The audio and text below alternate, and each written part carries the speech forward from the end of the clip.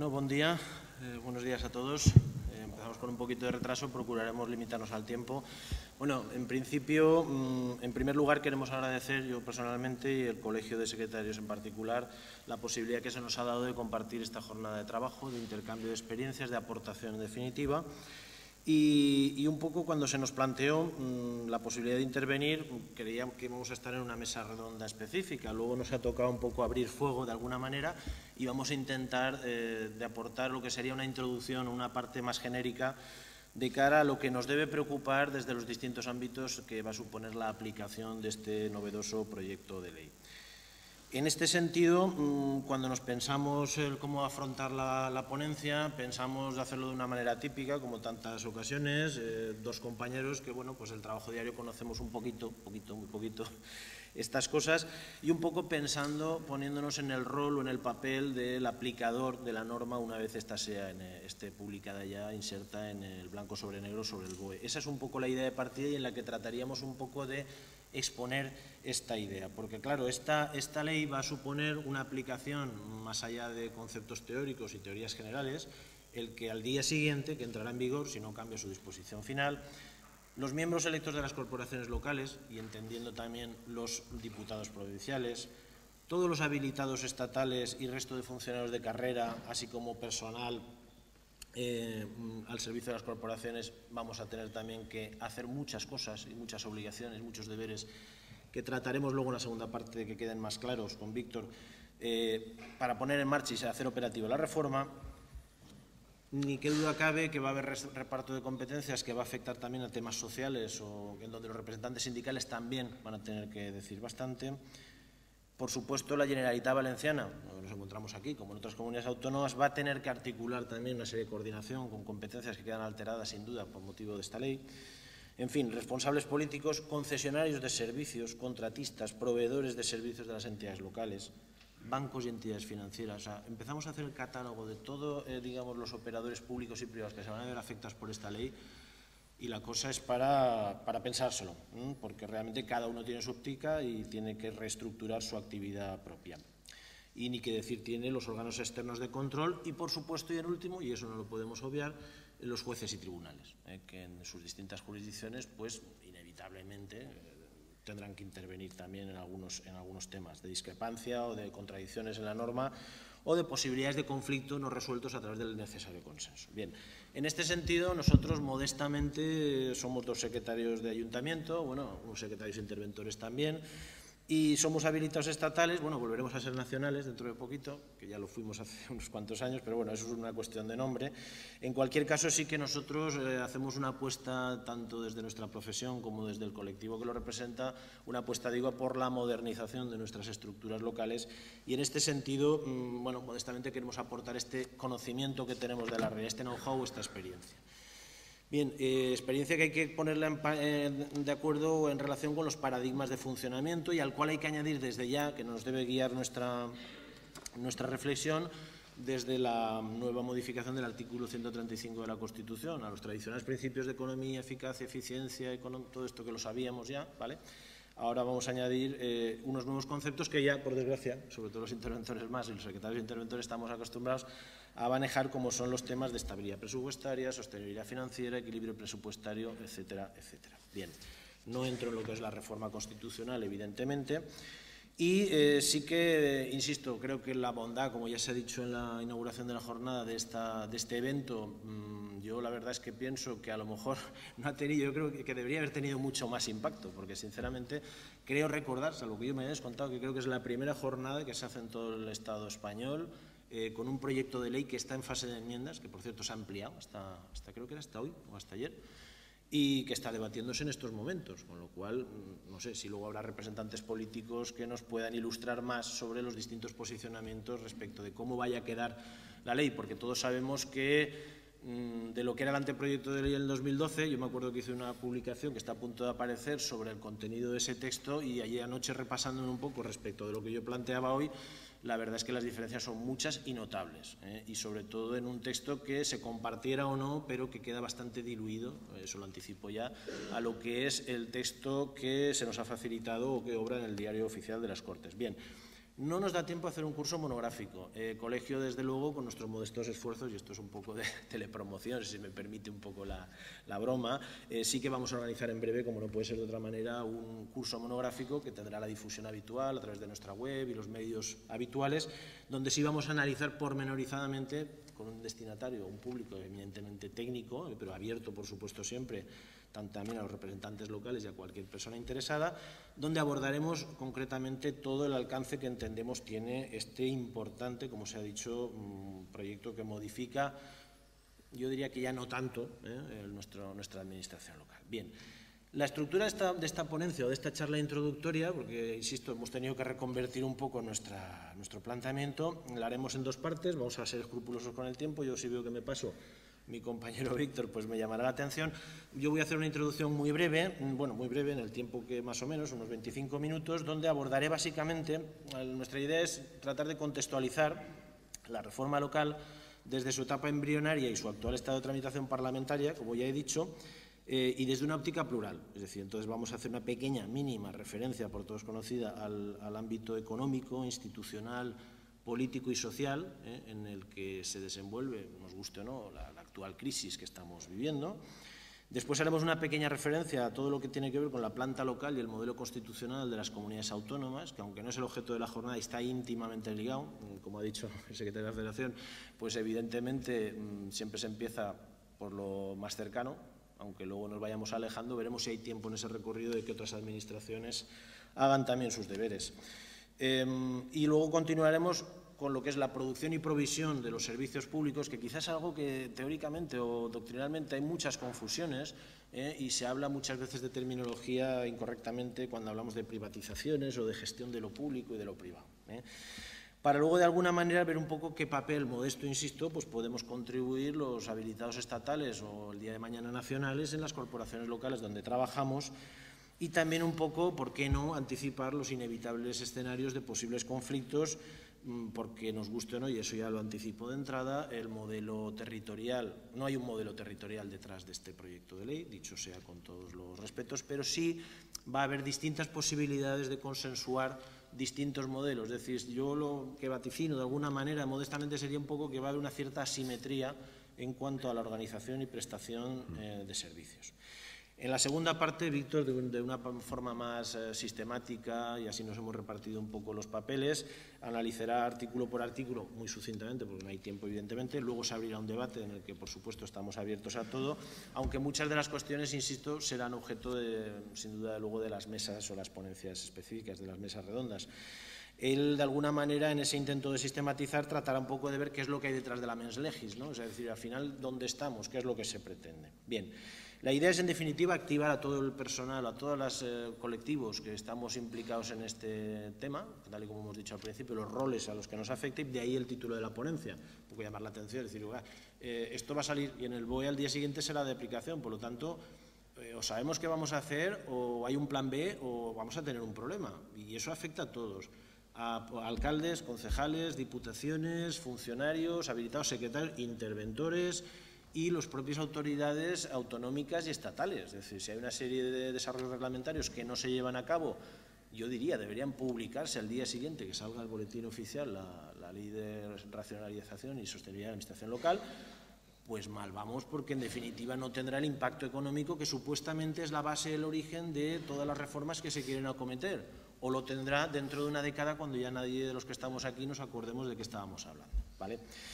Bien, yo antes de empezar un poco ese sumario muy rápido y que me va a obligar un poquito a acelerar la velocidad, no quería dejar de citar al principio, con carácter previo, una obra de Elías Romero, que ya en el año 1896, la obra se titulaba La administración local, reconocidas causas de su lamentable estado y remedios históricos que precisa. Nos lo recuerda el profesor Moreno Molina en esa excelente revista, El Cronista, de Muñoz Machado, y que citaba textualmente que esa actividad, esa denuncia que hacía este municipalista de hace ya más de un siglo, decía: para recordar la secuencia ininterrumpida de reformas más o menos volátiles que la han sacudido durante los 2 últimos siglos de constitucionalismo contemporáneo, obras pretéritas que vindicaron la existencia de una situación insatisfactoria en nuestro régimen local y la necesidad más o menos urgente de subvenir a su remedio. La verdad es que escribían muy bien y sabían lo que decían. ¿Con esto qué quiero decir? Tampoco hay que generar alarma social, quiero decir, no es ni la primera reforma ni la última, y aquí estamos para tratar de hacerlo lo mejor posible entre todos. Bien. Empezando ya de lleno en lo que es el breve sumario que he apuntado en mi intervención, el primer tema que nos llama la atención es la situación económica, el contexto de la ley de racionalización y sostenibilidad de la administración local. La modificación básicamente de la ley de bases de régimen local, de 4 preceptos de la ley de haciendas locales, de su texto refundido, de un precepto de la ley de una disposición adicional que se añade de la ley de régimen jurídico de las administraciones públicas y del procedimiento administrativo común y la ley de economía sostenible. Bien, pues es evidente que el contexto económico en el que se desenvuelve es una situación donde hay un desfase brutal, válgaseme la expresión, entre los ingresos de las entidades locales que provenían de cuestiones que todo el mundo quiso mirar para otro lado y considerando que eran ingresos estructurales, pero que la realidad es más dura y la realidad estaba vinculada a una actividad económica que, por razones que no vamos a analizar ni a resolver aquí, pues han cambiado radicalmente y, por lo tanto, todo lo que tenía que ver, pues bueno, desde impuesto de construcciones, licencias de obras, sector urbanístico, etcétera, etcétera. Bueno, pues esto es lo que hay. Quiero decir, si no se aborda una financiación local en su conjunto sobre parámetros estables de ingresos, luego tenemos que ajustar, como es ahora la hora, de los recortes o bien de generar otro tipo de ingresos, ¿vale? Desde luego yo coincido con lo que se ha dicho en la mesa de presentación, que las entidades locales no son las únicas ni principales responsables de la situación, pero tampoco se puede mirar para otro lado y evidentemente, y yo creo que los datos, precisamente comprobaba anteayer, actualizando los datos de la ponencia, en el libro amarillo, que es la memoria económica que el Gobierno presenta a los presupuestos para el 2014, estos ya están en medios de comunicación, bueno, me tomé la molestia un poco de ojear su contenido y hablaba del déficit cero en el escenario 2014, etcétera, 2016, que se prevé y que hemos cumplido las administraciones locales, con importantes diferencias, como se ha dicho, evidentemente. No todas las corporaciones locales están en un escenario deseable y eso es algo por todos conocido.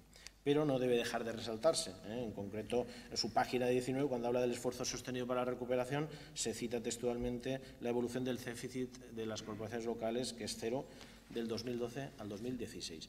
Además de esta situación económica hay un contexto jurídico y evidentemente no lo vamos a abordar aquí, pero es la reforma constitucional express que se hizo hace realmente poco tiempo. Yo creo que es una reforma insuficientemente debatida, tanto desde el punto de vista doctrinal, económico y social y político, pero es lo que hay. Es decir, nosotros los secretarios, los interventores funcionarios procuramos ser muy pragmáticos, es decir, vale, me puede gustar la norma o no, pero aquí está y tenemos que aplicarla, porque al día siguiente el plazo es el plazo, ¿vale? Por lo tanto, bueno, pues es lo que hay, tenemos que asumirlo, y a la terminología de nuestro funcionamiento tenemos que incorporar esos conceptos nuevos de principios que deben informar todo el ordenamiento jurídico, como son los de la sostenibilidad financiera y estabilidad presupuestaria. Bien. Todo ese bloque normativo de la sostenibilidad viene desarrollado en la ley, etcétera, ya la conocemos y hay jornadas específicas para abordarlo. Y otro elemento más es la crisis de las instituciones. ¿Qué duda cabe que los costes de mantenimiento de las administraciones no están siendo percibidos como razonables por parte de los usuarios que las financian, y por lo tanto eso es algo que hay que entrar a resolverlo y sobre todo no desconociendo la situación real, que es la de una palpable desconfianza por parte de una inmensa mayoría social que no debe ser ajena. Es decir, nosotros no podemos estar instalados en un mundo de lo que creemos que es, sino en una situación en la que pensemos realmente y palpemos la realidad social, ¿vale?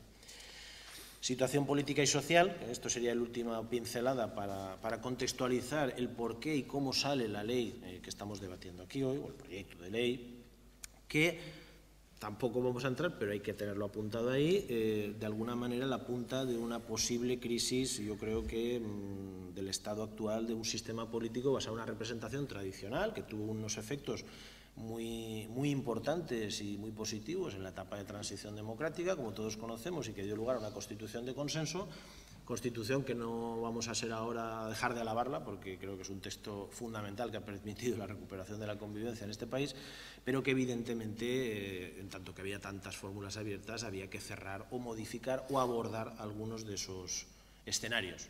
Ahora recientemente, con motivo de otra situación que no tiene nada que ver, se está volviendo a hablar la reforma constitucional. Yo me acuerdo a los alumnos que preparaba hace bastantes años que ya lo comentaba, ¿no? No solo por el tema de la corona, sino por el tema del manido título octavo. Vale.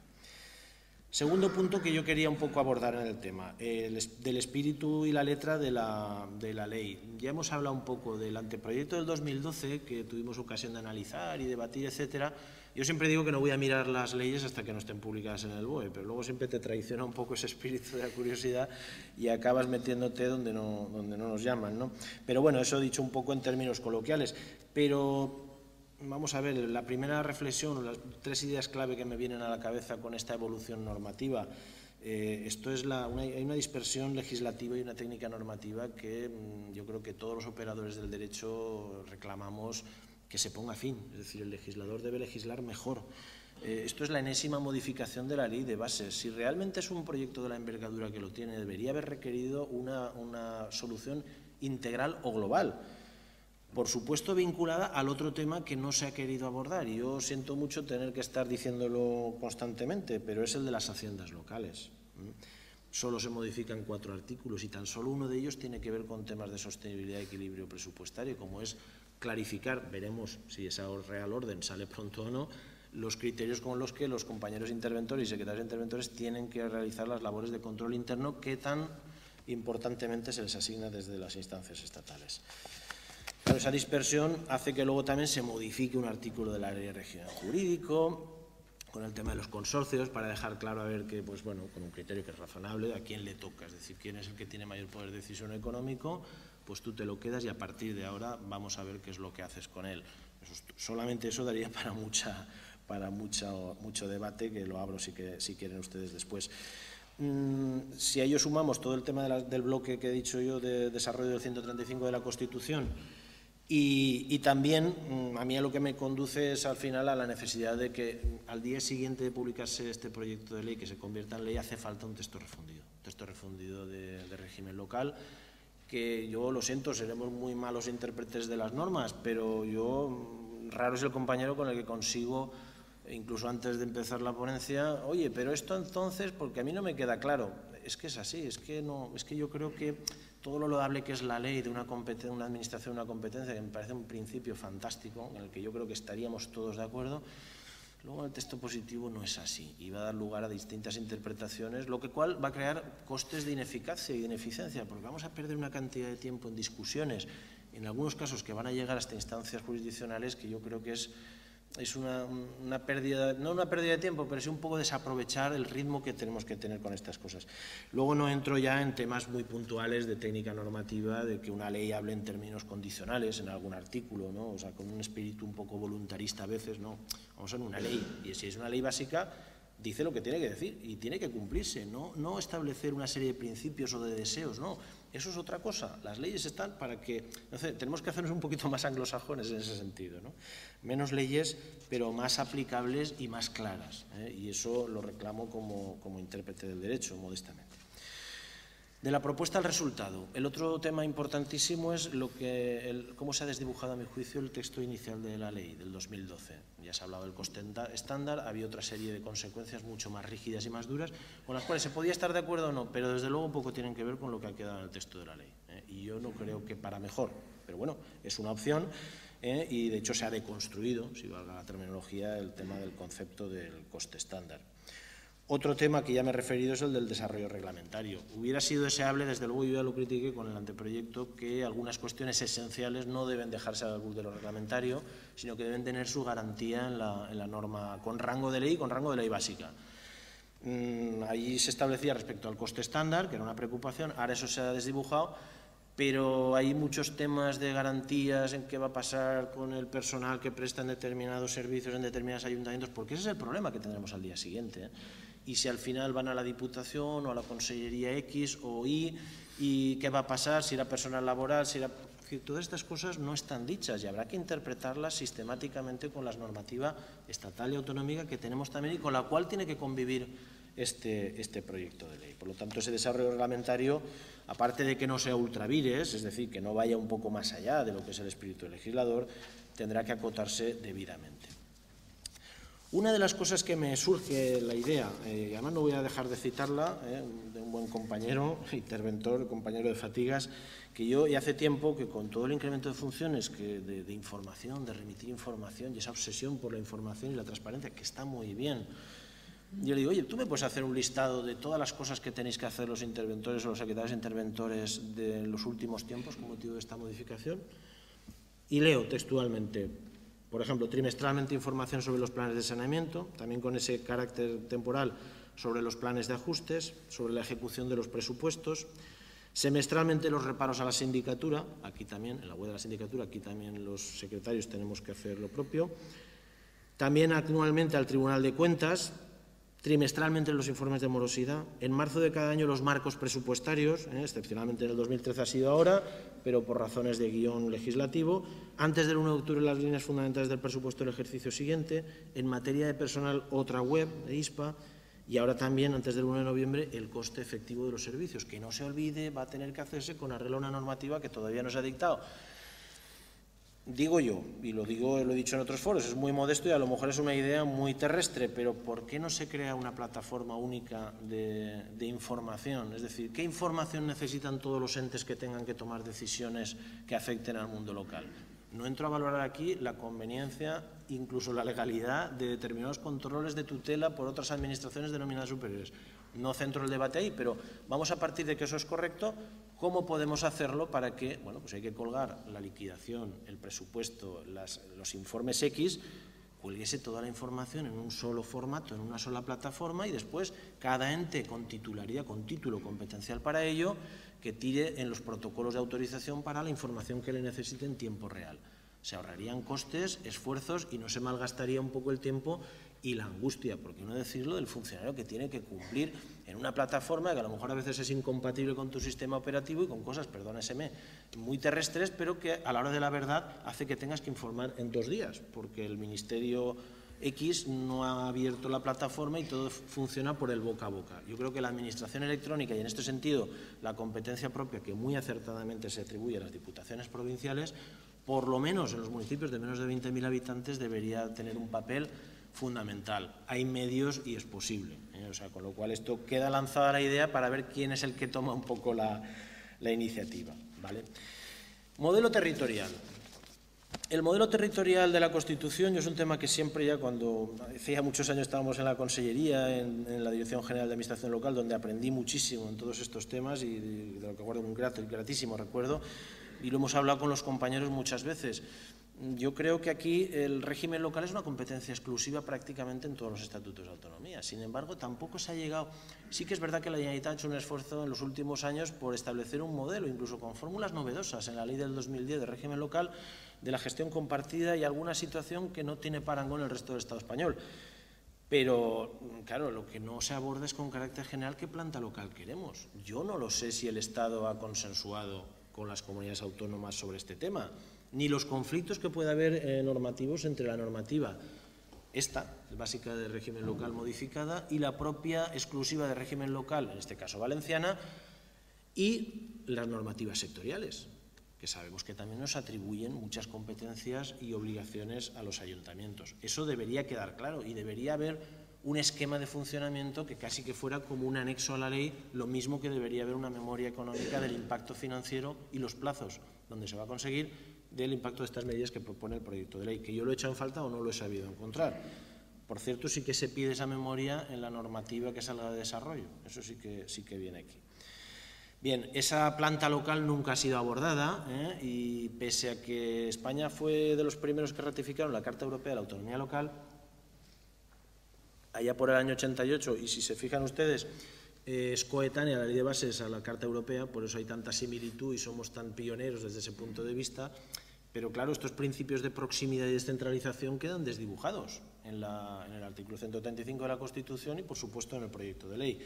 Yo recuerdo la asamblea aquella que dio el pistoletazo de salida en La Coruña, ya por los años 90, 93 creo que era, que reclamaba a la Federación, y eso está escrito, el peso en el PIB del 50-25-25, 50 Estados, 25 comunidades autónomas, 25 entidades locales.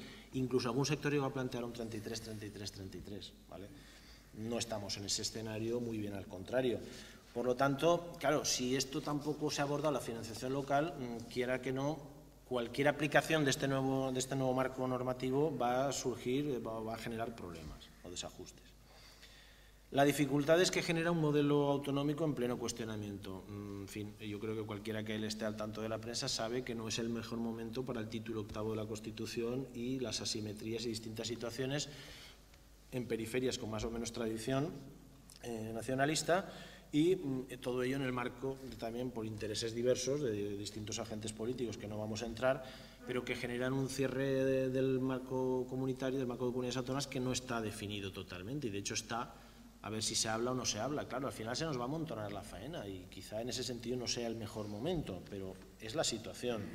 Y en ese sentido hace falta un gran pacto de Estado, eso que duda cabe. Todos deseamos que la estabilidad social, institucional y normativa sea el marco referente para dinamizar la actividad económica, genere tranquilidad y serenidad tanto en los mercados como en la iniciativa privada. Eso es algo evidente. La seguridad jurídica es imprescindible para la recuperación económica y esta idea yo creo que todos debemos tenerla clara. Así lo dijo la Comisión de la Competencia en las alegaciones al proyecto de ley, que por cierto yo creo que es lo que hizo también de olvidarse un poco del tema de los costes estándar por las razones que figuran. Lo recomiendo vivamente porque es un informe técnicamente muy bueno y que habla un poco también de los peligros, entre comillas, que puede tener de elevación de precios, o pudiera haber tenido de elevación de precios, en tanto que todo el mundo se iba a ir hacia el coste estándar, amén de desvelar, digamos, los entramados o las políticas económicas de cada empresa de servicios o contratista o proveedor de servicios. Siguiente punto, muy brevemente y voy adelantando. El tema de las competencias territoriales. Aquí yo creo que lo he apuntado antes. Hay un falso debate desde mi punto de vista entre gestión pública y privatización. Eso es simplificar mucho las cosas. Lo que hay que hablar es en lo que en terminología de los profesores Subirats o Prats, allá por los años 90 también, pero que recientemente también hay referencias bibliográficas donde se puede documentar, distinguir entre la provisión y la producción de servicios. Es decir, al fin y al cabo, lo que la ciudadanía y todos debemos saber, incluso los propios operadores, saber quién tiene competencia para qué, esa es la provisión. ¿A quién le compete proveer un servicio de dependencia o de atención al minusválido o del servicio que quieran ustedes? Y luego, cómo se produce, es decir, cómo se oferta al mercado, a los usuarios, de acuerdo con las distintas fórmulas contractuales y de formas de gestión que prevé la norma. Eso es esencial para no caer en el debate, bueno, sí, el debate de prensa o de barra de bar estará muy bien, pero no será serio ni productivo. La efectiva producción de los servicios a través de las distintas modalidades de prestación, tanto pública, privada o mixta, ahí es donde realmente la ley yo creo que sí que hace algunos guiños interesantes. Y me parece muy interesante, por ejemplo, la obligación que impone, una más, lo siento, a los interventores, para decir, bueno, pues si no solo cuando hay servicios que no son competencia propia si se pueden hacer en función del desequilibrio presupuestario de la entidad si lo tiene, sino también respecto a la hora de elegir sobre las fórmulas de gestión. Claro, se imponen, como no puede ser de otra manera, yo creo que ya era hora, el tema de poner coto a los estes instrumentales y sobre todo las sociedades mercantiles de capital íntegramente municipal. Esas restricciones vienen articuladas en diversos artículos, luego hablará Víctor de ello. Luego, desde mi punto de vista, aunque esto es una opinión particular, la fórmula de los convenios para mí es una fórmula, digamos, si no espuria, por lo menos atípica en el marco de la prestación de servicios, que diluye no solo la libre concurrencia y libre competencia del mercado, de la iniciativa privada, sino también genera pues actitudes en algún caso que llegan a ser clientelares entre, digamos, distintas administraciones o responsables políticos que, ojo, van cambiando, con lo cual todo esto se puede complicar hasta el eterno a la hora de obtener determinada financiación para determinados servicios. Y además es la puerta de entrada, y así lo veo yo, igual estoy equivocado, para lo que pueda ser una asimetría local de imprevisibles consecuencias. O sea, a lo mejor estamos profundizando más con esa vía en asimetrías que poco tienen que ver con un reparto, digamos, en términos de igualdad de los servicios públicos que se decida a los que tiene derecho la ciudadanía. La nueva regulación consorcial parece un galimatías, pero desde mi punto de vista lo es. Podríamos hablar largo y tendido, pero yo creo que ahí también con acierto trata la ley de dar una solución a un problema real, que es constante y lo conocemos, desde consorcios fantasmas a consorcios obligados, incluso por las propias instituciones superiores, es decir, cuando el consorcio es una fórmula, si lo estudiamos en derecho, esencialmente voluntaria, etcétera, etcétera. En fin, yo creo que esto hay que darle un par de vueltas todavía, ¿no? Luego, desde luego, también desterrar falsos mitos. Es decir, ni toda la gestión pública es un desastre, ni la gestión privada es la panacea. Y no voy a citar ejemplos en el sector bancario, inmobiliario, urbanístico y, por supuesto, en el sector de la administración pública. Hoy se estaban habiendo determinados procesos, o estaba revolviendo todo el tema de Marbella y el único municipio intervenido. Es decir, que ejemplos hay en todos los lados, pero ni todo es bueno ni todo es malo. Yo creo que, en definitiva, y en esto es acertado la ley, entiendo, hay que buscar en cada caso la fórmula que mejor convenga a los intereses y circunstancias de cada momento. Detrás de todo ello, ¿qué hay? Las haciendas locales, no voy a decir nada más, pero al final, si no se regulan ingresos estables en el marco financiero que deben nutrir los servicios locales, una de dos: o restringes la carta de servicios a los ingresos con los que te has quedado en este momento, o redefines los parámetros de ingresos que tienes que montar. Bueno, pues si una parte importante de los ingresos venían de un sector de la economía productiva que hoy por hoy no tiene el peso específico que tenía hace 10 años o 15 años, pues tenemos que reinventar el sistema, porque si no, al final el equilibrio presupuestario, maravillas no se pueden hacer, por más que se le ponga buena voluntad. Luego no quiero dejar pasar la ocasión, y en ese sentido también alabo un poco, quizá no lo ha rematado, se ha quedado un poquito corto desde mi punto de vista, pero alabar un poco la voluntad de querer un poco atacar o poner coto a lo que es el fenómeno de los entes instrumentales y la conocida huida del derecho administrativo. Yo tengo contabilizado que se vaya por la segunda como mínimo, en algunos autores piensan que la tercera, huida del derecho administrativo.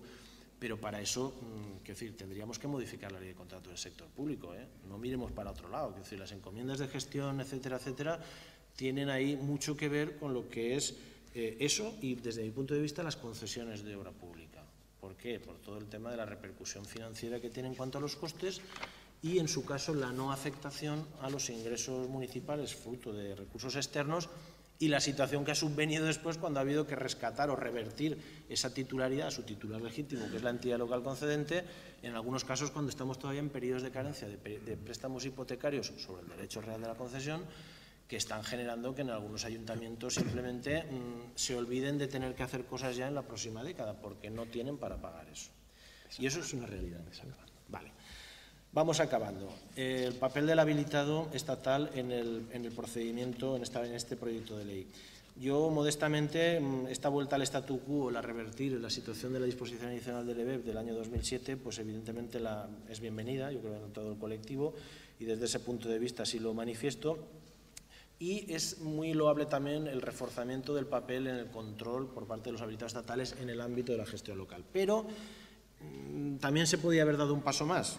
Incluso la Comisión Mixta de Relaciones con el Tribunal de Cuentas, en un informe muy reciente, atribuía o planteaba alguna posible vía en ese sentido y reclamaba la independización de lo que es el sistema retributivo y disciplinario, de alejarlo de los órganos de decisión local. Es decir, de alguna manera aplicar un poco lo que sería la filosofía de una intervención jurídica, formal, etcétera, etcétera, pero que tuviera verdaderamente más independencia, es decir, que parte de esos componentes de las condiciones de trabajo no vinieran determinados en el ámbito local, y en ese sentido es un avance muy importante, y eso la Comunidad Valenciana fue la pionera, además, en su régimen local, al establecer, por ejemplo, todo lo que tiene que ver con el régimen disciplinario, vincularlo o bien a nivel autonómico o a nivel estatal, fuera del ámbito local.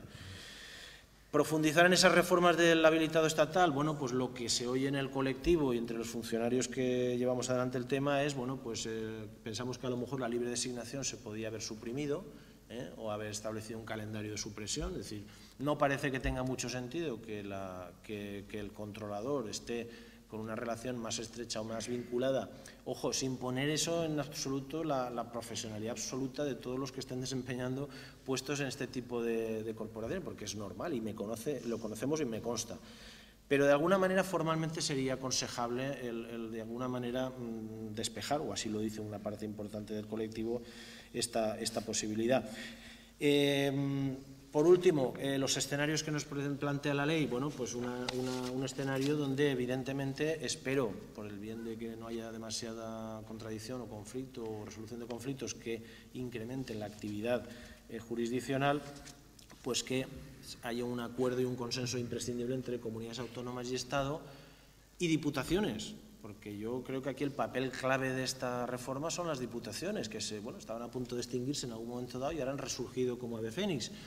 Y a lo mejor es una buena solución desde el punto de vista de racionalizar el gasto, pero no olvidemos, todas las diputaciones están en condiciones de saber lo que tienen que hacer al día siguiente de la publicación de la ley. ¿Tienen los medios técnicos y personales? ¿O al final vamos a estar debatiendo todo para llegar a lo que en algún momento de la ley se dice? Yo la verdad es que a ella se me caen los cuando dice, bueno, ¿y si no se delegará en los ayuntamientos? Bueno, vamos a ver, si al final hay que delegar para seguir la misma situación, no hagamos todo ese recorrido, vayamos directamente a la fórmula que en cada caso convenga. Bien, yo con esto no quiero extenderme más, luego habrá ocasión en el debate, porque todo lo que tiene que ver con normativas básicas, por supuesto temas de constitucionalidad o incluso de conflicto con normativa europea, yo intuyo que algún problema puede haber, y sobre todo por un tema que no es el objeto principal de esta jornada, es solo un articulito, el 80 y tantos, cuando habla del tema de las licencias, de las autorizaciones que se van a eliminar, etcétera. Pero luego la segunda parte viene a establecer, si reparan ustedes en el articulado, donde se viene a plantear una serie de, bueno, se podrán hacer siempre que se... O sea, es decir, establece un marco regulatorio tan amplio que lo que va a producir es, a mi juicio, es un efecto contrario. Es decir, porque va a permitir que cada ayuntamiento interprete esa situación de una manera, a lo mejor, contraria a la directiva Bolkestein de servicios, que ha supuesto pues, bueno, una legislación ingente estatal y autonómica. Yo creo que ese tema hay que darle un par de vueltas más si no queremos que vaya en contra precisamente de lo que es dinamizar el sector económico y productivo. Y en definitiva, tampoco quiero con esto, volviendo a reiterar lo que creo que es de bueno, el que compartamos aquí distintos puntos de vista para sumar. Yo creo que todos los que tenemos una vocación municipalista y creemos en la autonomía local, estamos interesados en que esto funcione y yo me consta, por todo lo que conozco, que tanto a nivel políticos, a nivel funcionarios, a nivel operadores, yo creo que estamos todos en esa línea. Y con ese espíritu constructivo, insisto, quiero que sean tomadas mis palabras para, de alguna manera, aprovechar este foro, que, insisto, es el primero, no será el último, en donde se pueda debatir, digamos, con serenidad y con rigor lo que son el alcance de la reforma local. Luego ahora intervendrá, doy la palabra ya a mi compañero Víctor, y luego al final creo que hemos pactado que haríamos 1 minuto o 2 minutos de reflexión o de conclusiones así muy sucintas respecto a lo que hemos dicho. Muchas gracias.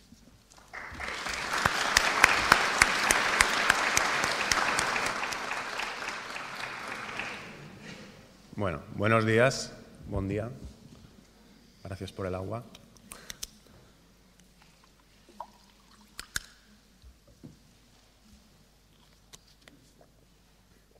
Bueno, en primer lugar, agradecer a la organización, al Institut Interuniversitari de Desenvolupament Local, que haya invitado a Cosital.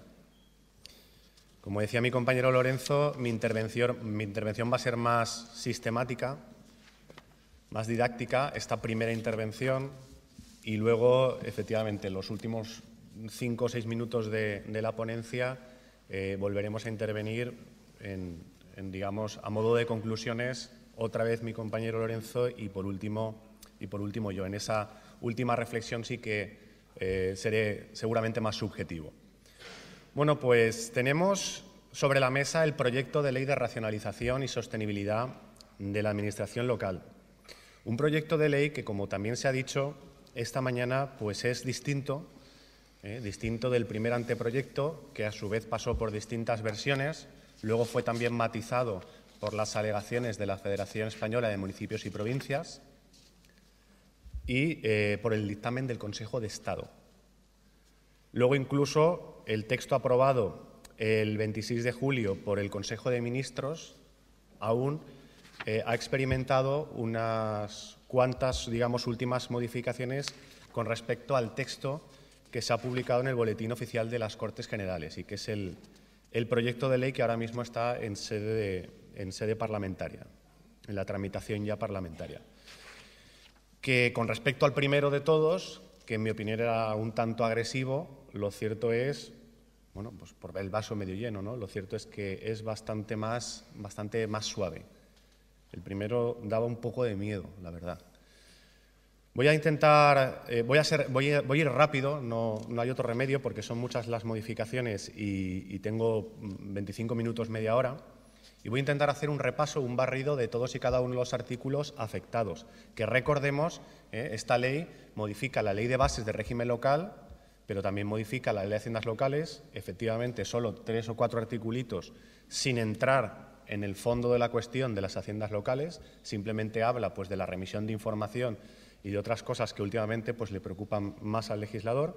Y también hay unas disposiciones adicionales finales, también hay transitorias y una derogatoria, que no modifican ninguna ley, simplemente establecen una serie de cuestiones específicas. Y también se modifican en las finales, también lo ha comentado Lorenzo, la Ley de 30/92 respecto de los consorcios y la Ley de Economía Sostenible y el texto refundido de régimen local. O sea que es una ley que modifica no solo la Ley de Bases de Régimen Local, aunque sí fundamentalmente la Ley de Bases de Régimen Local. Y en este sentido, porque son muchos los artículos que voy a mencionar, creo que los podemos agrupar en dos tipos de medidas o en dos tipos de reformas. En primer lugar, la más importante desde el punto de vista cuantitativo y seguramente cualitativo, la reforma de los servicios públicos. En cuanto a cuáles son, que es un tema muy importante, y también cómo se prestan y quiénes los prestan. Los servicios públicos, por tanto. Y luego un segundo bloque de reformas que podríamos denominar pues, de modificación del régimen jurídico de las personas al servicio de la Administración local. Y ahí entrarían pues, alcaldes, concejales, funcionarios con habilitación de carácter nacional, otra vez nacional, y también pues, personal eventual, alguna referencia al personal directivo, etcétera. Todo esto grosso modo y simplificando mucho la cuestión. Bueno, pues empezamos con el repaso del articulado. El artículo 2 se reforma. Añade a los principios de descentralización pues el de eficacia, el de eficiencia, muy en la línea, ¿no?, de las últimas reformas constitucionales y legales y con estricta sujeción a la normativa sobre estabilidad presupuestaria y sostenibilidad financiera. Todas estas alusiones a la eficiencia y a la sostenibilidad son muy abundantes, insisto, no solo en la reforma, sino que las estamos viendo en las últimas leyes administrativas de todo tipo. El artículo 3 también se modifica. Cuando habla de las entidades locales, aparte del municipio, la provincia y evidentemente la isla, bueno, pues se cae de la lista de otras entidades locales las entidades inframunicipales, ¿no? Ahora mismo solo aparecen en ese apartado 2 del artículo 3 las comarcas, las áreas metropolitanas y las mancomunidades. Había una letra D, si recordáis, que eran las entidades, perdón, estaba la letra A, pero bueno, se ha corrido todo una letra, las entidades inframunicipales. No tienen ya personalidad jurídico local o condición de entidad local, quiero decir, personalidad jurídica evidentemente sí. Luego el artículo 7 se modifica en el sentido de que se clarifica un poco, con arreglo a lo que va a decir luego respecto de las competencias, que ya se meten las competencias, que las competencias se asignan por ley, evidentemente, y las competencias delegadas también están reguladas en el acuerdo de delegación. Y que las entidades locales solo podrán ejercer competencias distintas de las anteriores cuando no se ponga en riesgo la sostenibilidad financiera, otra vez, en conjunto de la Hacienda Municipal, etcétera, etcétera. El artículo 8 en el primer anteproyecto se modificaba, finalmente no se va a modificar. El artículo 10, que es la coordinación, se modifica y en concreto el apartado 3 señala que la coordinación tendrá por objeto asegurar el cumplimiento de la legislación de estabilidad presupuestaria y sostenibilidad financiera, que es un poco la obsesión, si se me permite, de la ley. El artículo 13 se modifica a sí mismo. El artículo 13 hace referencia a la creación y supresión de municipios. Y pide aquí, como trámite adicional dentro de este procedimiento, el informe de la Administración que ejerza la tutela financiera. Y luego dice que la creación de nuevos municipios solo podrá realizarse sobre la base de núcleos de población territorialmente diferenciados de al menos 5.000 habitantes y que sean financieramente sostenibles. Una preocupación, como vemos, muy repetida. Bueno, luego habla sobre el procedimiento y con referencias a la ley, al texto refundido de la Ley de Haciendas Locales. Se modifica, asimismo, el artículo 16 sobre el padrón municipal, simplemente una referencia a los extranjeros, modificación de poco calado. Se modifica, o mejor dicho, se añade el artículo 24 bis, que establece que las leyes de las comunidades autónomas sobre régimen local regularán los entes de ámbito territorial inferior al municipio, que carecerán de personalidad jurídica como forma de organización desconcentrada del mismo, es decir, pasan a ser órganos y no entes, como hemos dicho, se caen de la lista del artículo 3. Y luego establece cuestiones de procedimiento, con alusión a la Ley Orgánica de estabilidad presupuestaria, que, por cierto, al hilo de lo que comentaba Lorenzo también de la técnica legislativa, pues esta ley ordinaria afecta en algunos artículos a la ley orgánica de estabilidad presupuestaria, que es una cosa que evidentemente vulnera el principio de reserva material de ley. El artículo 25, que es uno de los importantes, se modifica. Como todos saben, es uno de los que regula las competencias municipales. Aparece en el listado del artículo del epígrafe 2, aparece la terminología por primera vez en la ley, que era, digamos, algo que estaba reservado a las conversaciones en plan coloquial, aparece la terminología competencias propias. Es decir, el listado del artículo 25.2 son competencias municipales propias, con lo cual, y aunque esto no lo dice, hay otro listado de competencias impropias, ¿no?, que es un poco la otra cara de la moneda.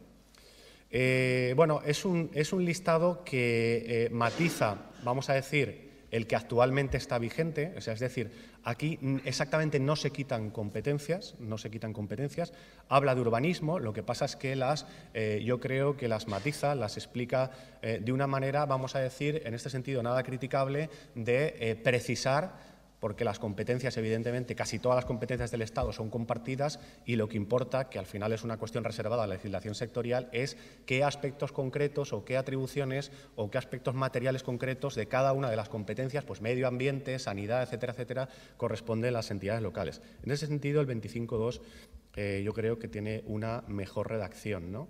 Y realmente de aquí no caen competencias.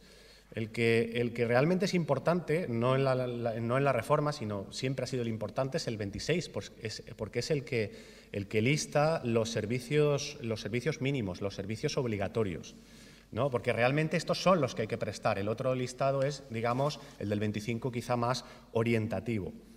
Y este es el que evidentemente hay que mirar a la hora, como decía mi compañero, el día después a la publicación en el BOE, el que hay que mirar no solo por parte de los ayuntamientos, sino también por parte de las diputaciones, de las comunidades autónomas, de las entidades supramunicipales y de todas las entidades en general implicadas en la prestación de los servicios públicos locales. Bueno, desaparece la expresión habitantes equivalentes, yo creo que está bien que desaparezca. Y luego, realmente este listado sí que va un poco en la línea de lo que la exposición de motivos reza. O sea, es decir, servicios mínimos obligatorios en todos los municipios, pues cae del listado el control de alimentos y bebidas con respecto a la ley actual, a la ley vigente. Servicios municipales en municipios de menos de 5.000 habitantes, pues creo que se queda igual. En los de menos de 20.000 habitantes cae la prestación de los servicios sociales, sin perjuicio de las, vamos a decir, de las mejoras o hipotéticas mejoras en la redacción, digo simplemente los servicios que estaban y ya no están. ¿Vale? Y en el listado de menos de 50.000 habitantes no desaparece la protección del medio ambiente, o mejor dicho, el medio ambiente, pero desaparece la palabra protección. Simplemente dice que tiene competencia en materia de medio ambiente. Pero luego matiza en el mismo artículo 26, en el apartado 2, que los municipios con población inferior a 20.000 habitantes será la Diputación Provincial o la entidad equivalente la que coordinará la prestación de los siguientes servicios. Y aquí hay otro listado, un tercer listado, recordemos, primer listado artículo 25, segundo listado artículo 26.1.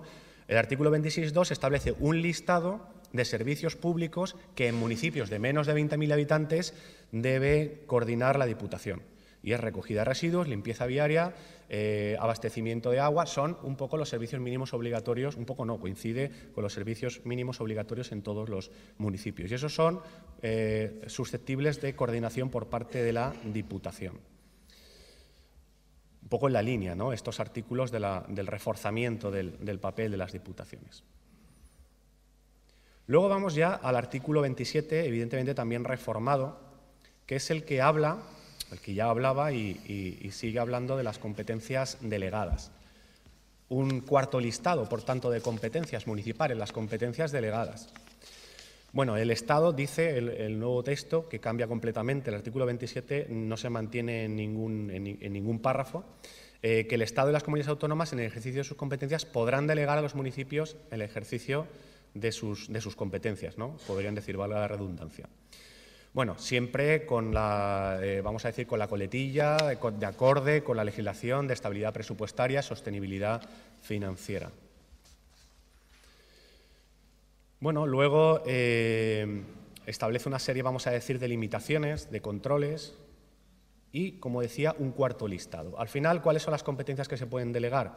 Pues en el artículo 27, en el nuevo artículo 27 o el artículo 27 del proyecto, no vamos a decir todavía nuevo porque no es una ley, pues se listan algunos servicios públicos que actualmente no tiene que delegar la comunidad autónoma porque no lo tiene, ¿no?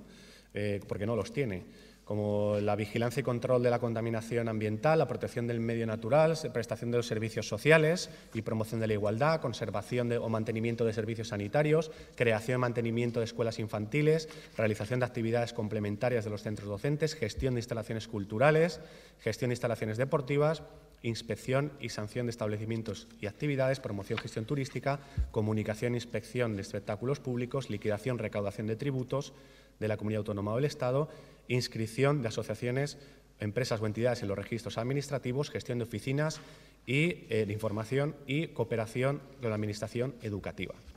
Vale, muchos de esos servicios probablemente son impropios o van a pasar a ser impropios porque, de hecho, los estamos prestando los ayuntamientos. Habrá que ver, como también decía mi compañero Lorenzo, cómo luego en la práctica, el día D, se articula esta especie de partida de ping-pong o de frontón de servicios que son y dejan de ser, pero luego rebotan y vuelven a ser, pero ya no como titularidad propia, sino como delegación, y todo eso con la estabilidad presupuestaria y con la hipotética asignación de medios suficientes de por medio. Todo esto puede presentar problemas de tipo práctico, pero está bien que lo digamos ya para un poco pues, para preparar el terreno, ¿no? Bueno, pues el artículo 27 tendría estas reflexiones. El artículo 28 se ha suprimido. El artículo 28, me refiero de la ley vigente, ya no existe, o ya no existirá. El artículo 31 se iba a modificar, pero al final queda sin modificaciones. Todo esto, como he dicho al principio, como consecuencia de las alegaciones, dictámenes y diferentes versiones desde la fase de anteproyecto. El artículo 32, se crea un artículo 32 bis que habla del personal directivo de diputaciones, cabildos y consejos insulares. ¿Vale? Algunos los pasaré más rápido. El artículo 36 es el que habla de las provincias. Se modifica el artículo 36 en la línea, como he dicho antes, de reforzar el papel de la Diputación provincial o entidad equivalente a la Diputación. Habla de su papel como administración que procura el fomento o, en su caso, la coordinación de la prestación unificada de los servicios. También procurará el ejercicio de las funciones de coordinación del artículo 116 bis, ahora veremos el 116 bis, no exento de polémica, asistencia, como no puede ser otra manera, en servicios de gestión tributaria, etcétera, etcétera, siempre en municipios de menos de 20.000 habitantes. Como también se ha dicho esta mañana, parece que un poco el listón está en los 20.000 habitantes. En las primeras versiones del anteproyecto era más bien en 5.000, o había dos listones, el de 5.000 habitantes y el de 20.000. Bueno, con carácter general, el artículo 36 no es que cambie mucho, pero se añaden algunos párrafos en relación a esta filosofía de la exposición de motivos de refuerzo de las diputaciones. El artículo 40 finalmente se queda como está, aunque el anteproyecto proponía una reforma. El artículo 45 tanto de lo mismo. Como vemos, la cosa pues, se ha ido suavizando. El artículo 55, que es el que habla también de las relaciones interadministrativas, pues también habla de que estas relaciones entre el Estado, las comunidades autónomas y la local se harán de acuerdo o serán de acuerdo con el principio de lealtad institucional, lo cual, pues evidentemente, nos parece bien. Y también deberá, vamos a decir, entre otros criterios, las relaciones interadministrativas, valorar el impacto que sus actuaciones tengan en materia presupuestaria y financiera y que puedan provocar en el resto de administraciones públicas, un poco en la línea de tener en cuenta el interés general de España por parte de todas las administraciones, lo cual sería, en principio, pues el principio de lealtad institucional. Y luego habla también de los convenios y, en su caso, de la constitución de consorcios. Lo que viene a decir es que, en la medida de lo posible, pues no se cree un consorcio, que es una nueva entidad con personalidad jurídica propia, y que nos quedemos, si puede ser, en el convenio sin llegar a mayores, ¿no? Se crea un artículo 57 bis, denominado garantía de pago en el ejercicio de competencias delegadas, ¿vale? Que habla de que las comunidades autónomas, en el caso de que deleguen estas competencias y suscriban, en su caso, convenios de colaboración que impliquen obligaciones financieras o compromisos a cargo de las propias comunidades autónomas, es necesario que incluyan una cláusula de garantía de cumplimiento de estos compromisos. Y aquí también media la Administración del Estado, que tiene que autorizar. El artículo 61 bis, que en las primeras versiones del anteproyecto era muy agresivo, ha desaparecido. Este es el que hacía referencia, los que han seguido la tramitación de la ley recordarán que hacía referencia a la intervención en municipios de menos de 5.000 habitantes, que prácticamente pues bueno, se intervenían si no cumplían estrictamente sus obligaciones financieras. Ahí hubo alegaciones y este artículo pues desaparece. Vamos ya con los artículos que afectan a otras cuestiones, ¿no? El 75 bis. Hemos llegado al 75 bis, que es el que habla del régimen retributivo de los miembros de las corporaciones locales y del personal al servicio de las entidades locales. Aquí simplemente recordar, porque es uno de los aspectos más famosos de la ley, que se establecen limitaciones retributivas a los alcaldes y concejales liberados en relación al tramo de población de su ayuntamiento. Aquí hay un cuadro, una especie de tabla, ¿no?, que está obtenida en relación al sueldo del secretario, el sueldo equivalente a un secretario de Estado. Yo comparto totalmente la reflexión que hacía Redorat esta mañana de que bueno, esto pues, se puede regular así. La mayoría de alcaldes y concejales de los pequeños municipios pues, no cobran nada y aquí, de hecho, pues, prohíbe que cobren, ¿no?, los de menos de 1.000 habitantes. Pues bueno, yo creo que, en mi opinión, el problema del déficit público no está en que los alcaldes o los concejales cobren esto o cobren lo otro, evidentemente siempre con unos límites. El problema de España no es ese, el problema de España es la corrupción, no es que los cargos públicos cobren mucho. Ojalá cobraran todos mucho y no hubiera corrupción, ¿no? Y luego sí que, aparte de restringir el régimen retributivo de los cargos electos, pues también hace referencia a que la Ley de Presupuestos Generales pues podrá limitar también las retribuciones del personal al servicio de las entidades locales, no solo del personal, no solo de los políticos. Bueno, yo creo que esto está fuera de lugar y sin duda es inconstitucional que una ley limite el sueldo de unos funcionarios. O sea, es decir, cuando se eliminó la paga extra y cuando el famoso 5%, pues hombre, evidentemente no nos pareció bien, pero por lo menos era una medida aplicable a todos los funcionarios. El hecho de que apliquen de repente una medida solo para los empleados de la administración local, pues evidentemente vulnera el principio de igualdad. Creo que es muy evidente, ¿no? También aparece un nuevo artículo 75 ter, que hace referencia a la limitación en el número de los cargos públicos en las entidades locales que tengan dedicación exclusiva. También hace una especie como de tabla en relación al número de habitantes de cada municipio y el número máximo de cargos públicos de concejales liberados que puede tener en función de sus habitantes. Bueno, artículo 84 bis. Este es el que regulaba pues, las licencias, ¿no? Si recuerdan, el artículo comenzaba diciendo que, sin perjuicio del artículo anterior, el artículo 84, porque este es el 84 bis, con carácter general, el ejercicio de actividades no se someterá a la obtención de licencia. Esto era una reforma que en su momento procuraba la facilitación o simplificación del régimen de actividades. Pero luego señala, y esto es nuevo, no obstante podrá exigirse una licencia u otro medio de control preventivo respecto a aquellas actividades económicas, y hace un listado. Evidentemente esto va en la línea pues, de controlar actividades con impacto económico.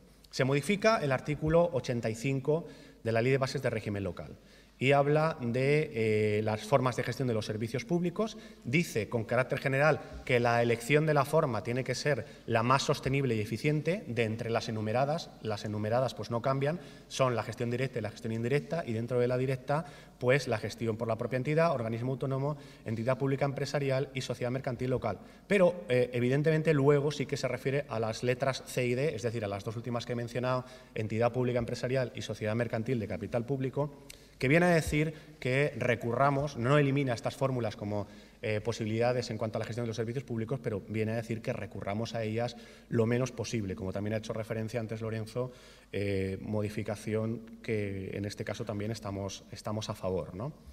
todo en los términos de la Ley Orgánica de Estabilidad Presupuestaria. Como he dicho, pues una ley orgánica que esta ley ordinaria quizá toca demasiado. El 85 ter, que si recuerdan es el artículo que regula las sociedades mercantiles, también pues, se modifica en el mismo sentido y también en el sentido de adaptar la referencia al Real Decreto Legislativo que regula las sociedades, la Ley de Sociedades de Capital, que sabéis que están unificados, ¿no? El anterior texto refundido de la Ley de Sociedades Anónimas y Sociedades de Responsabilidad Limitada. El artículo 86, que es el de la reserva de servicios, se modifica a sí mismo, y el de la iniciativa económica.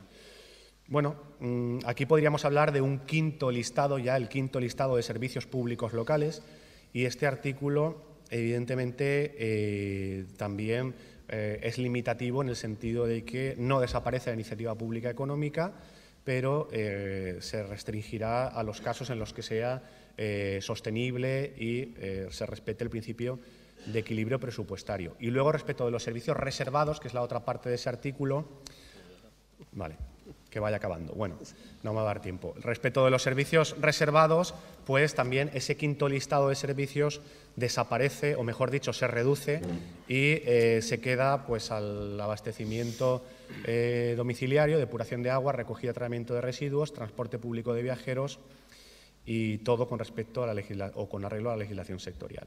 Y también se restringe la posibilidad de acudir al monopolio como forma de gestión.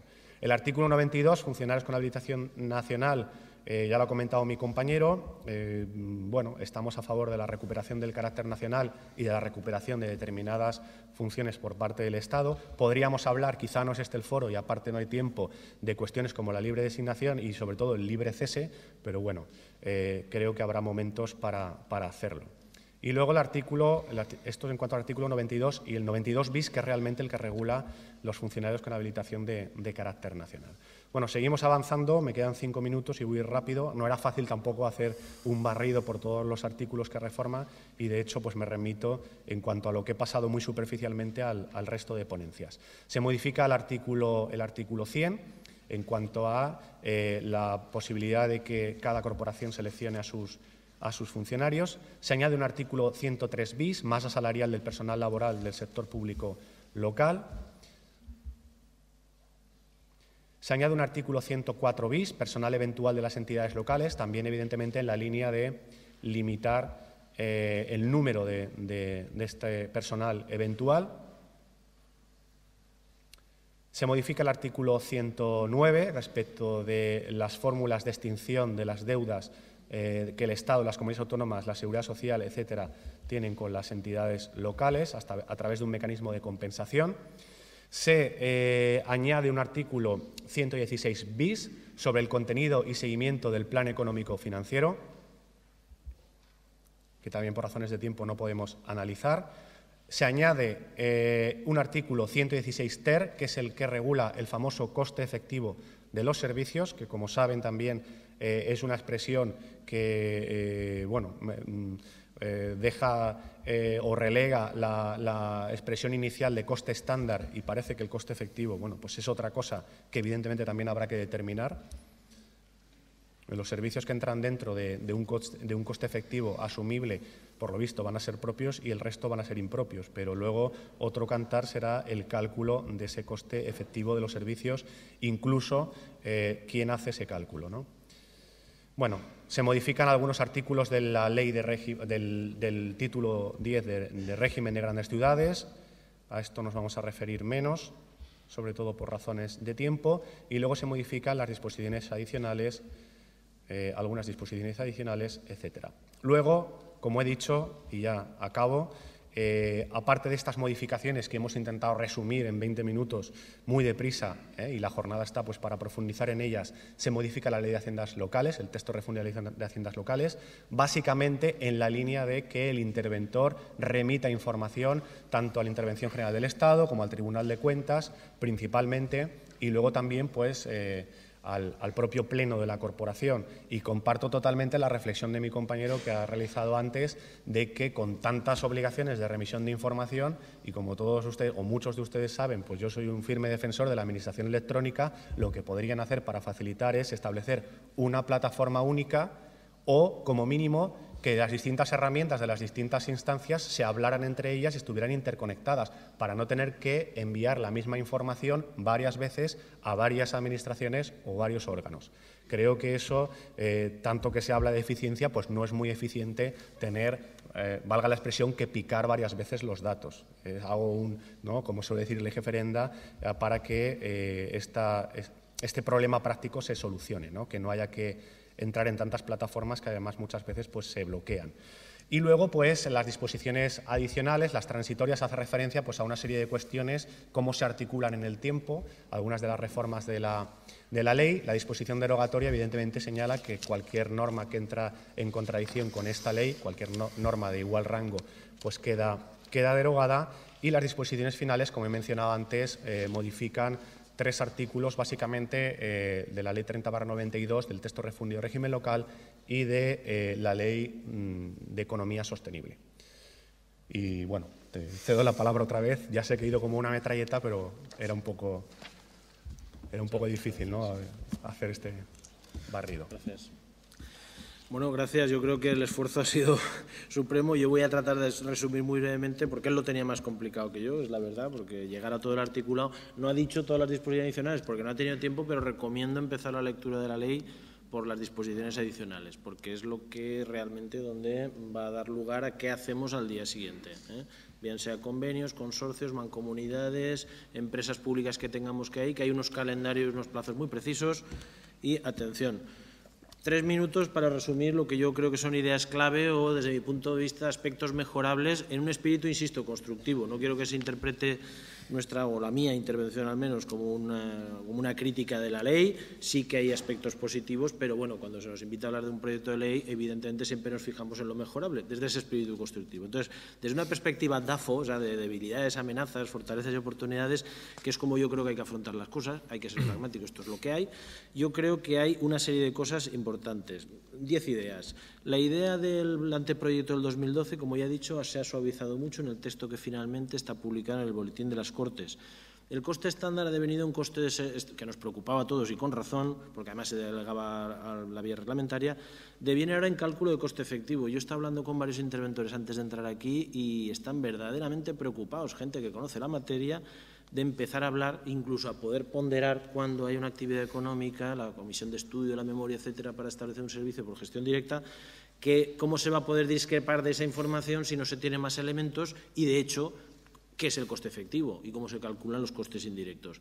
Ahí o sale el Real Decreto oportuno con unas reglas claritas, pocas, pero muy claras, o va a haber más de un problema. Y problema que no olvidemos, ineficiencia, porque supondrá judicializar esta cuestión. 2. El eje, para mí, la parte más importante, y recomiendo una viva lectura, claro, Víctor no ha podido entrar, de la reforma, es el papel de las diputaciones en los municipios de menos 20.000 habitantes. Yo no sé si habrá alguien aquí representante de la Diputación de Valencia, por lo que respecta a la nuestra o de otras. Es el 26.2, pero el segundo y tercer párrafo. De verdad, lean con atención este precepto, porque lo que establece es una secuencia de cómo se debe organizar la coordinación que atribuye, porque no dice que la Diputación va a prestar los servicios, sino que coordina. Y para mi modo de ver, dice el párrafo, para coordinar la citada prestación de servicios, la Diputación propondrá, con la conformidad de los municipios, es decir, conformidad que existirá o que no existirá, pero en todo caso la competencia es de proponer a la Diputación.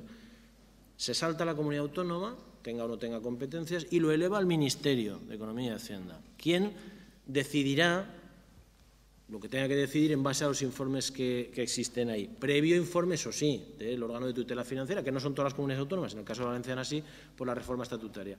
Bien, llegado a ese punto, decidirá sobre la forma de prestación. Decide Madrid sobre cómo se tiene que prestar el servicio en un municipio en base a lo que la Diputación proponga.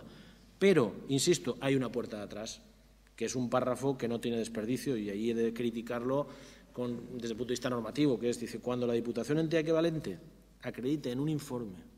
¿Informe de quién? ¿De un órgano político, de un órgano técnico, por el Pleno, por la Presidencia? No se puede dejar eso al albur en una ley básica. A mí me parece que esto todavía se está a tiempo de corregir. No insisto más, pero para mí quería dejar un poco, invito a que se lea porque es lo más importante desde mi modesto punto de vista.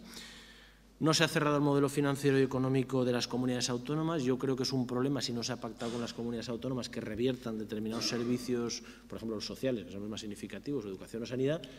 Si ahora estábamos prestando en algunos ayuntamientos servicios supuestamente impropios con carga a una financiación externa de su titular, pero que tampoco venía esa financiación. Yo creo que ahí se está ahondando en un problema, que ya sabemos el resultado que tenemos, la deuda institucional que existe entre comunidad autónoma y ayuntamientos. 4. La planta local, otra vez la olvidada, y además la planta local, el papel protagonista debe tenerlo la comunidad autónoma, que es la que tiene competencia exclusiva en materia de régimen local, y desde ahí reivindico un poco el papel de esta.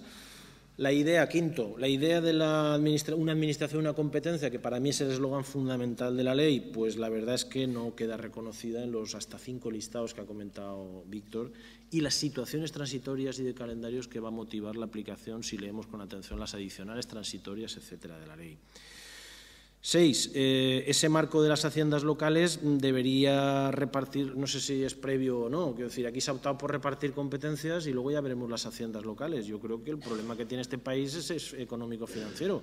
Por lo tanto, vamos a ver lo que le toca a cada uno, es decir, la cantidad de dinero que puede gestionar y si con eso se cuadra, hacia ahí va un poco lo del coste efectivo de los servicios y la eficiencia, etcétera, pero yo creo que no se ha afinado suficientemente y todavía se está a tiempo de hacerlo. 7. Se echa, eso ya desde el punto de vista de un tema que no va a ser menor porque tiene incidencia social, se echa en falta una regulación garantista en los traspasos y cambios, incluso cesión de personal entre unas administraciones y otras con motivo de lo que se articule en esa asimetría a la carta que yo he anunciado entre el nuevo reparto de servicios. Y claro, ahí estamos hablando de personas, y de personas, funcionarios, con una categoría, es decir, la categorización es enorme, personal laboral, ya estamos viendo sentencias en ayuntamientos con fórmulas que han privatizado o no privatizado servicios o que han acabado con relaciones y que están teniendo una repercusión en sentencias de lo social que no hacen sino incrementar la deuda que ya tienen muchos ayuntamientos. 8. Para mí también un tema importantísimo, la autorización a la que me refería, que de alguna manera veo que es incompatible con la directiva Bolkestein, la del artículo 85, donde de alguna manera, con la buena voluntad de querer realmente facilitar, es decir, que no haya tantas trabas ni tantas autorizaciones para instalar una actividad económica, lo que hace es complejizarla porque abre demasiado la puerta. Entonces, claro, si tenemos la directiva Bolkestein, se hizo la ley Ómnibus, la ley Paraguas, toda la normativa sectorial que regula distintos ámbitos de la actividad, un empresario no puede estar conociéndose y peleando con cada una de las administraciones estas normativas. Debe ser una cosa más fundamental. Si no se pide nada, por otro lado, habrá que ver cuando hay un problema en una actividad de ocio, etcétera, etcétera. Bueno, pues si hay un problema de seguridad o de indemnización o de responsabilidad por una cosa que no ha estado bien vigilada, no ha estado atendida. Es decir, si eso es así, los ayuntamientos tendrán que reconvertir su actividad en actividad de control, inspección, etcétera. 9. La reversión, como he dicho, del sistema funcionarial de los habilitados estatales o nacionales a la situación anterior al EBEM nos parece oportuna y no me voy a remitir más que a lo que ya ha dicho mi compañero y he dicho yo. Y, por último, desde luego, imprescindible el texto de régimen local, o sea, un texto refundido y, además, yo no sé si es conveniente que en este caso se refunda y, además, se armonice, porque las armonizaciones me da miedo y luego viene el Constitucional con las rebajas y dice que ha sido ultravires y entonces todo lo demás tiene carácter reglamentario y ya estamos otra vez con el lío de interpretar la norma. Pero en algún precepto de la ley incluso se incide en errores que ya puso de manifiesto el Constitucional, por ejemplo, cuando anuló en la sentencia 214 el antiguo artículo 5 del sistema de fuentes de la Ley de Bases. Los más antiguos se acordarán. Yo con esto 10 ideas básicas y quiero acabar mi intervención y un poco el planteamiento, ¿no?, para transmitir un poco de optimismo, de entusiasmo, pese a la crítica que hay que hacerla, que creo que estamos aquí para ello, pues citar a mi bien querido don José Saramago, que creo que una frase que a mí me gusta mucho y me impacta, que la decía un poco cuando los escritores noveles se dirigían a él. Él es, como sabéis o saben ustedes, publicó cuando tenía 60 años, antes prácticamente era desconocido, y donde se les decía siempre de una frase muy sencilla, que es: no tengas prisa, no pierdas tiempo. Yo añadiría el pero, la conjunción adversativa, o sea, no tengas prisa porque no hay que precipitarse, pero no podremos perder un minuto para aplicar realmente todo el alcance que conlleva esta propuesta de reforma. Víctor. Bueno, yo voy a también hacer una especie de conclusión en 5 minutos y voy a intentar, aunque no lo parezca por lo que voy a decir ahora, voy a intentar también acabar con un mensaje optimista, que no puede ser de otra manera, o la actitud tiene que ser esa, ¿no? Bueno, tenemos un proyecto de ley que desde luego es mejor que el anteproyecto inicial, mucho menos agresivo con la autonomía local, pero se trata de una ley del Estado que podría chocar con los intereses de otras administraciones públicas o de otras instancias territoriales. Desde luego podría chocar con los principios europeos de subsidiariedad y de proximidad que están recogidos pues, tanto en el Tratado Constitutivo como en la Carta Europea de Autonomía Local, que también ha mencionado mi compañero. Podría chocar con los intereses de las comunidades autónomas. Yo también ignoro si ha habido una fase de consenso con las mismas, pero es una ley del régimen local que afecta bastante o mucho a las comunidades autónomas. Eso por un lado, y por otro lado también podría decirse que es una ley básica quizá que va más allá de lo que tiene que ir el Estado en cuanto a la redacción de una ley básica que por definición y por naturaleza es susceptible de desarrollo por parte de las comunidades autónomas. No sé qué margen legislativo de desarrollo da esta ley básica y desde luego no sé qué margen da a los reglamentos municipales, etcétera, etcétera. Con lo cual, por ahí también podría haber cierto conflicto. Con respecto a las diputaciones provinciales, una de las consignas de la ley es reforzarlas, con lo cual en principio podríamos pensar que no es una ley que choque con los intereses de las provincias, pero bueno, a ver si, como dice el refrán, también mueren de éxito. Porque esto de que, como también alguna vez en el colectivo hemos hablado con los interventores, que no se acuerden nada de uno es malo, pero que se acuerden mucho de uno yo creo que es igual o peor, ¿no? O sea que las diputaciones provinciales tampoco creo que estén, vamos a decir, entusiasmadas con algunos aspectos de la ley. Y desde luego puede chocar por lo menos con la autonomía municipal. Mucha gente dice, no, es que es una ley que atenta contra la autonomía local, más que contra la autonomía local, contra la autonomía municipal. Vuelvo a decir una vez más y que quede claro que el texto que actualmente tenemos encima de la mesa es mucho menos agresivo en ese sentido y eso, pues, por lo menos, eso es bueno. Y luego ya, y he llegado desde arriba hasta abajo, las entidades locales inframunicipales están bastante descontentas con la ley. Y lo dejo ahí porque si no habría otro debate. Pero como he dicho que íbamos a acabar de una manera, y mi compañero ha citado a Saramago, de una manera optimista, yo voy a lanzar un desideratum que no sé si a lo mejor va a parecer un poco ingenuo, va a parecer incluso infantil. A mí me gustaría que en estos tiempos no tan convulsos y desde luego la ley pues, puede presentar el día de problemas de aplicación práctica, pero me gustaría que nos lleváramos todos bien. Me gustaría que en los ayuntamientos, no, lo digo con el corazón en la mano, que nos lleváramos bien, porque en los malos momentos es cuando menos cabe pues, las actitudes, vamos a decir, egoístas o las actitudes de conflicto.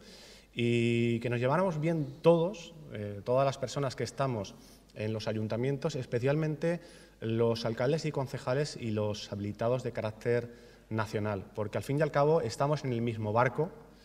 Y tenemos que remar a favor de los intereses de nuestras respectivas organizaciones, de nuestros respectivos ayuntamientos y a favor del municipalismo. Muchas gracias. Abrimos un debate, ¿no? 5 minutos. Sí, decimos, bueno, que lo diga. ¿El debate?